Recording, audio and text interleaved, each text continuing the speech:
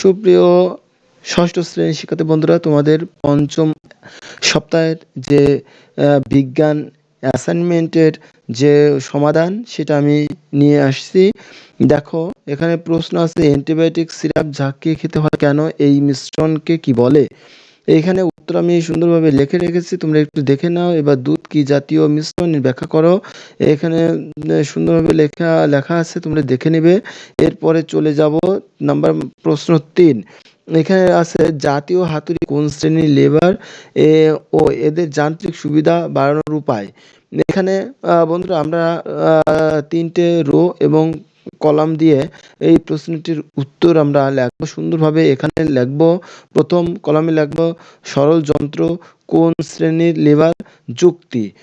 যুক্তি দাও, উত্তরের সময় লিখবো কোন শ্রেণীর লেবার যুক্তি।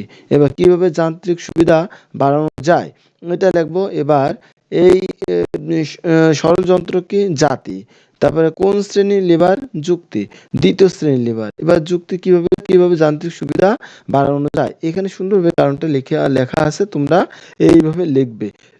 এবার আমি দ্বিতীয় কলমটা করব। দ্বিতীয় কলমটা লিখে কিনা হাতুড়ি প্রথম শ্রেণীর লেবার, এখানে কারণ এখানে ব্যাখ্যা করা হয়েছে, এখানে সুন্দরভাবে দেওয়া আছে।